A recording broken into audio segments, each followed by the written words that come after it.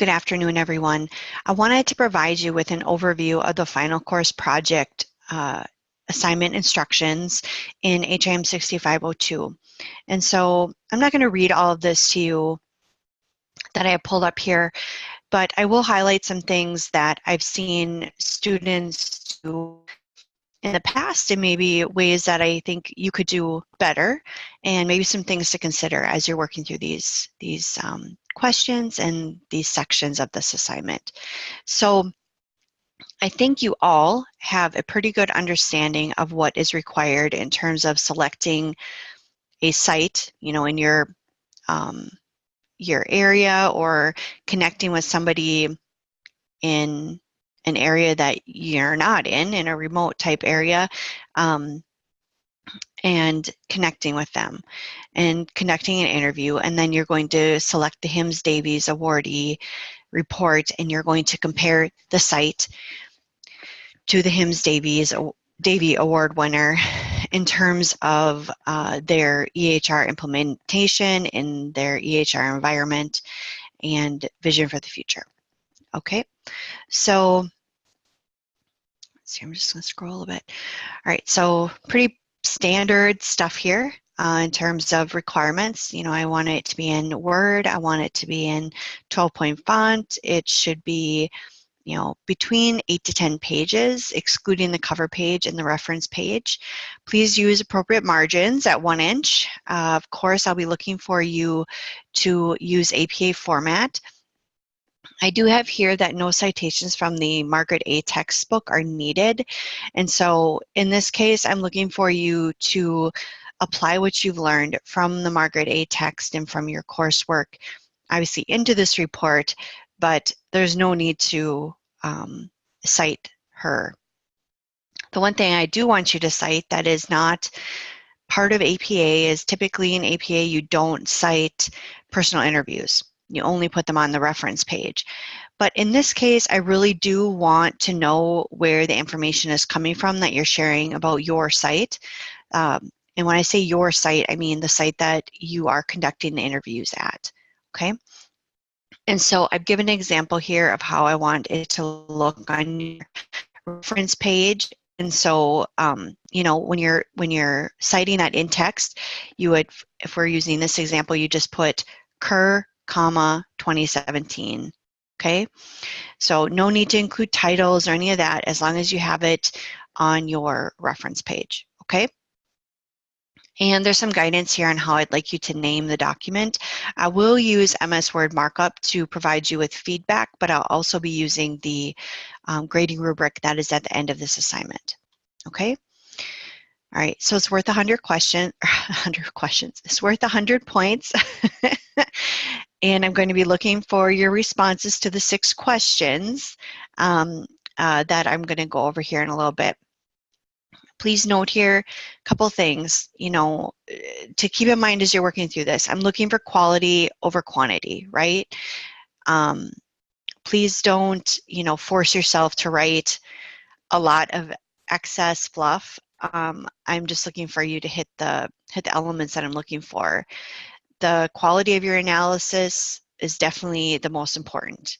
I will be looking for you to integrate or synthesize the information from the coursework and your reference materials into this report. And that goes number 2 and 3 there. And so I want you to synthesize information from your interviews, from Margaret A. text, from maybe it's websites, maybe it's other articles that have been written about the Davies awardee or your site.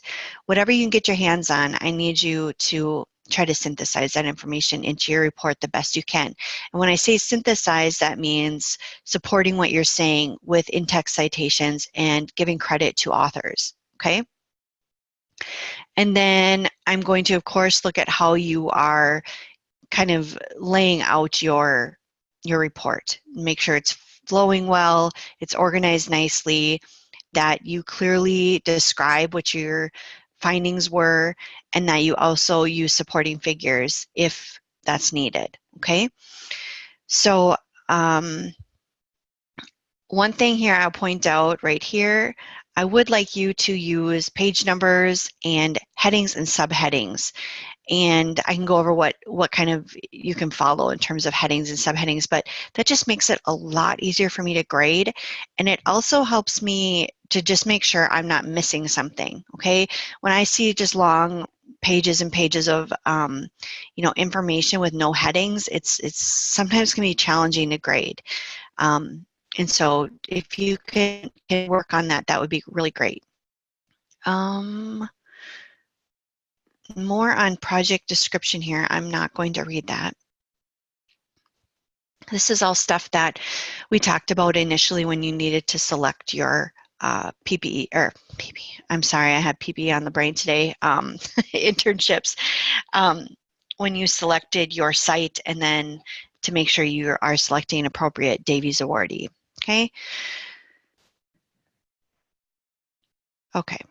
And so again, this is kind of reiterating what I said above. You're going to want to answer these questions again based on your understanding of the course material, demonstrating how each of the major concepts covered in class relate to the awardee in your site. Again, there comes in that synthesis, okay? Your analysis of the awardee description. We don't want you to contact the awardee site by any means, but you can use any information you can get your hands on about that awardee site. You know, like I said, other articles in their website, any information like that, okay? And then of course, supplemental information you acquire from external resources, including interviewing professionals involved with the implementation of the EHR at the setting of your choice. And so, you don't have to just interview one person at that site. If you have the opportunity to interview other individuals that contribute to the maintenance and implementation of the EHR applications, please take that opportunity and interview them to gain further insights. Okay? All right, let's dive into these questions here. And so, just so you know, like for this one, you know, the heading would be definition, vision, migration path. And then if you could break it down, subheadings have definition, vision, migration path, okay, as your subheadings. And you'll kind of see as we go here, some of them won't need subheadings, but larger sections like this one, you might want to do that. Okay, so let's start off with this first section. So in your own words, how would you define the EHR in its current state at the awardee site and at your site? And so one way to do this is to talk about the applications that they currently have, and also based on what you've learned in class. How have they been implementing this? Is this a hybrid EMR, you know, setting where there's still a ton of paper and I'm trying to think how else I would say that. Or is it fully electronic? You know, addressing some of those things. The one little hint I will give you is that your awardee site would have already reached stage 7 on the HIMSS MRAM model, meaning they're very far along, okay? And so definitely do your research on what stage 7 means. That will definitely contribute to your definition of the EHR, okay? Would the implementations you're describing qualify under the federal government meaningful use incentive program? Here you want to make sure, which I can probably guarantee you that most of them are, especially the awardee sites, but they need to be, you know, a certified EHR and those kinds of things. And so just kind of maybe doing a little bit more research probably on the side of your own site that you're interviewing at would be really relevant here. And at what point on a migration path are the EHRs at the time of the award for the awardee site and today for your site? Cite the migration path model you are using. Okay, I'm going to make this really easy for you all, okay? And maybe make it easy for just for applying this to your entire report. Here, I'm going to do a new share. Okay. So if you just Google HIMSS MRAM, E-M-R-A-M, you will be brought here. And this is, I clicked on this earlier, this is all the stages of the MRAM, okay? This is essentially a migration path, and I'm fine if you want to use this as your migration path for this assignment. This would obviously make things a little bit easier because it's very clear to know that your HIMSS awardee is at stage 7, right? Then what you want to do is you want to do kind of an inventory for your site. Do they have all of these things at each level? Okay, and you want to go through those go through the descriptions and comment on what your site has and what they don't. Even the stage 7 sites may have things on here that they're meeting it, but they're not maybe exceeding it, okay? So maybe consider that if you're doing more of a comparison there, okay? So again, please use this if you want to make things easy on yourself. Definitely use this as your migration path. I should have looked at this before, but they used to have migration paths for, sorry,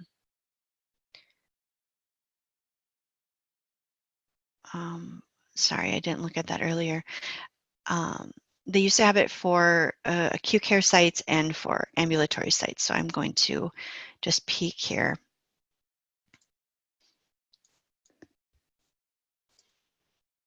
I believe you can see this. I'm just going to scroll through here. Well, it looks like they maybe condensed it down into one. So that is the main MRAM roadmap or migration path, okay? So use that. Otherwise, if you don't want to use the MRAM, definitely research other migration paths, and of course, refer to the Margaret A text. Okay, so then where on the migration path do you think they're expecting to go and in what time frame? Hold on, I have to do a new share again. I forgot. I have to get back. Bear with me. Okay, there we go. So that next one, or wait, actually I skipped one. What vision for the future do the organizations have for their EHR? And this is a simple thing that hopefully you can figure out through the HIMSS report and definitely by interviewing the individual at your organization that you've selected. Okay, where in the migration path do you think they are expected to go and in what time frame? Integrate within your response to this question what you believe are reasons for differences or similarities. Definitely pay attention to the comparisons because obviously your HIMSS MRAM is going to be very far along on the migration path, and your site may as well, but there are definitely going to be differences there and where they're going. Is it optimization? Do they have every single application implemented that you could possibly have? And now they're looking at how can we optimize it. They're going back doing workflow analysis and redesign and to make things more efficient and to use the system to the fullest extent. Or are they simply, they're ready to move on to maybe, ancillary type things like risk reporting, providing a full continuity of care document, those kinds of things, okay? So definitely look at the similarities and differences between the sites in regard. The contribution to success. So with your HIMSS HIMSS Davies report, hopefully you'll be able to sift through the information and identify what their single most important aspect was that contributed to their success. And of course,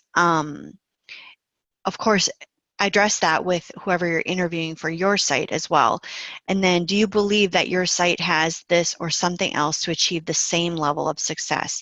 Compare and contrast the two sites to explain your rationale. It's pretty self-explanatory there, so I'm not going to dive into that much more. This is an interesting section, and students sometimes stumble here. So I'm going to talk about this. So in this course, several sets of EHR functionality descriptions were discussed and an EHR model was provided. All descriptions are based on 5 primary criteria, the EHR functionality. So you have here A, D, and E. So integrating data from multiple source systems, this means are the interfaces present to integrate information from, say, a lab system, an imaging system, maybe dietary, maybe physical therapy. All of the systems need to be sending information to the same place. So is that information being integrated? Okay. B, that core EHR applications are used as the primary source of information at the point of care.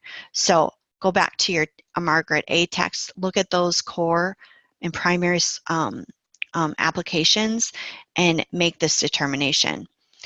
Does the EHR have support for clinical decision making? Okay. That's definitely going to take some research on your part in terms of interviewing and looking through the report. Does the EHR enable healthcare quality measurement, reporting, and improvement? Does the EHR provide for health information exchange with patients, providers, health plans, and public health? This can sometimes be a little bit tricky with your HIMSS awardee, simply because sometimes the reports don't go into that much detail regarding health information exchange and things. However, you'll notice when you go back to the HIMSS MRAM, that adoption model, stage 7 has listed as one of the criteria, for needing to reach stage 7, they have to have an external HIE. Okay, so think about that. If they have reached stage 7, they most likely have that functionality, correct? So that's one way. So if your report doesn't directly address that, I would say that you just want to simply state that because they're at stage 7, you can assume that they have an external HIE and they're able to exchange information, okay? Don't forget this. What major functional components of the EHR are present or absent in the Davies awardee and in your facility? This is where you might want to do, when you do this little inventory up here where I talked about going through the migration path and maybe potentially using the MRAM model as that migration path, as you're doing that inventory, save that information for when you get down here, because here's where you can talk about the major functional components of the EHR that are present, okay? Then you're going to want to discuss how the Davies awardee demonstrates each of the basic criteria of EHR and compare it to your interviewed facility. Okay, again, just up here, comparing and contrasting maybe their component lists or that inventory that you did for each. And here it does say give specific examples. And so pull out as much information as you can in order to address this. Okay. Data entry. So it says the federal government is promoting meaningful use of EHR through stimulus incentives. Clinician data entry is a key component of achieving meaningful use of EHR. I obviously need to update this a little bit regarding the meaningful use language, but essentially this is still really relevant. So first of all here, describe the level of physician and nurse adoption of the EHR and what data entry technologies and strategies are used to achieve such adoption. Okay, so think about the types of technology used by the EHR in order to capture patient information. Okay, we've done quite a few course assignments that relate to this. So you could think back to, for one, your barcode medication administration record. Okay, look back at your inventory that you did up here. Think about the applications that are being used, and especially for your site that you're going to be interviewing, talk about the nurse adoption of those applications that really relate to nursing documentation, and then same for providers. Are they using templates? Are they using are still using transcription, dictation and transcription? Sites are going to be at all different levels, and so it's important to gain an understanding of where each is at. How much structured data versus unstructured data are being captured? So I'm not going to go into depth on this either. We've talked about that, and there's lots of information in the Margaret A text about that. Compare the Davies awardee and your facility on their ability to implement and gain adoption of EHR functionality. Again, this kind of goes back to this last discussion that we've had about getting everybody's buy-in and that success. Now, you probably are going to be able to gain a lot more insight from your site versus the awardee, but just do your best, okay? And then, do you believe that a clinical transformation has occurred at either or both sites? Provide specific examples of outcomes to demonstrate. Some of these things you might want to think back to. I'm trying to think of all the examples I had, but one thing could obviously be patient safety. You know, did medication errors drop with the implementation of this? How about other quality measures, infection rates, adverse events or reactions, those kinds of things? You want to look at that kind of data or seek out that kind of data for this. But whether the clinical transformation has occurred, like, you could also consider, especially when you're interviewing the site, you know, how does the care that you're providing today compared to the care that you're providing prior to the EHR? So asking that person for their opinion on that would be really interesting. Then lastly, let's talk about the personal health record or the patient portal. Okay, so I would say let's not even worry about this personal health record. I think today most sites are focusing on patient portal, okay? So the meaningful use criteria for EHR incentive supports consumer empowerment through providers being required to supply information to patients from their health records. So what is the level of interest in consumer empowerment in the Davies awardee and in your organization? Meaning, have they even implemented the patient portal, right? What's the type of information that, you know, is going in that? You know, are the doctors really not on board with that? Is it really strictly being monitored and limited, the amount of data that is being given to consumers, the patients, that kind of thing? What form or forms of technology are being used? So, you know, is it, you know, the patient portal through their EHR? Have they contracted with an external vendor to provide the patient portal? So what does that look like? How much, oh, the other thing is I will add here too, think about if it's just, you know, if it's probably going to be web-based, but think about, you know, is there an app that the patient can use, or do they have to go into the web, onto the web and use a browser to get to the information? Is there access to it from the hospital or the organization's website? Okay, think about all those things. How much do the patients actually use the technology? So this might be, again, hard regarding, you know, for the HIMSS awardee if that information is not shared, but if you can get that data from the person you're interviewing about your site, that would be wonderful. And I'm just going to say this right now while I'm thinking of it, but if there is something that is just absolutely not addressed in your HIMSS report, please simply state that. You can share some of your assumptions, which would be very helpful to me to just also demonstrate your understanding of the area, but, you know, or of that content area that you're addressing. But if it's not addressed, just state that. And remember, don't just state it because you don't want to, you know, search for it or whatever, because I have access to your HIMSS Davie awardees reports, okay? So I can definitely check if you're saying it's not addressed, okay? So just simply state that and give as much information as you can around that, okay? All right, lastly, do you believe they are getting the value intended by the federal government? So again, this kind of relates back up to some of this stuff up here in terms of, you know, are they, you know, physician, give you an example here. So physician pay for performance. So if the providers are, excuse me, performing at a higher level because of the